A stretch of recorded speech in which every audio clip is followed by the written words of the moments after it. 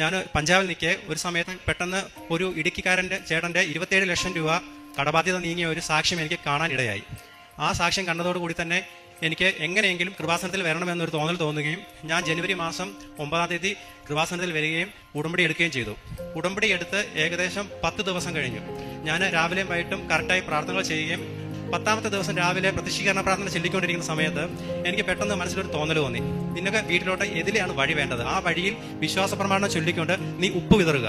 ഞാൻ രാവിലെ ഒരു 7-7:30 ആയപ്പോഴത്തേക്കും എനിക്ക് എവിടെയാണോ വഴി ആവശ്യമുള്ളത് അവിടെ ഞാൻ ഉപ്പ് വിതറുകയും അതോടൊപ്പം തന്നെ ഞാൻ ആ വ്യക്തിയുടെ വീട്ടിൽ എനിക്ക് തോന്നുന്നു ഞങ്ങൾ എന്നൊക്കെ ലീവിന് വന്നിട്ടുണ്ടോ അന്നെല്ലാം പോയി ഞങ്ങൾ വഴി ചോദിക്കുമ്പോഴെല്ലാം പറയുന്നത് ഈ ഒരു വഴിക്ക് വേണ്ടി നിങ്ങൾ എൻ്റെ വീട്ടിൽ കയറരുത് എന്നാണ് അദ്ദേഹം പറഞ്ഞുകൊണ്ടിരുന്നത്. ഞാൻ ഒരു സാക്ഷ്യത്തിൽ കേട്ടാണ് അമ്മയുടെ കാശുരൂപം കയ്യിൽ പിടിച്ചാൽ അത് ആയുധവും കഴുത്തിലിട്ടാൽ അത് ആഭരണവും എന്ന്.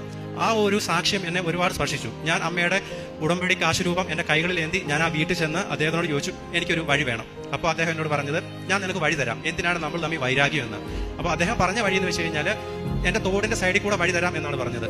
അപ്പോൾ ആ തോടിൻ്റെ സൈഡിൽ കൂടെ വഴി തന്നു കഴിഞ്ഞാൽ ഞാൻ ആ തോട് കെട്ടുന്നതിന് എനിക്ക് തോന്നുന്നു കുറഞ്ഞത് 6 ലക്ഷത്തിൽ മേളിലായിട്ട് എനിക്കൊരു എമൗണ്ട് ആവും. അത് കൂടാതെ വഴിയുടെ എമൗണ്ട് അവർ പറഞ്ഞത് 20 ലക്ഷം രൂപയാണ്.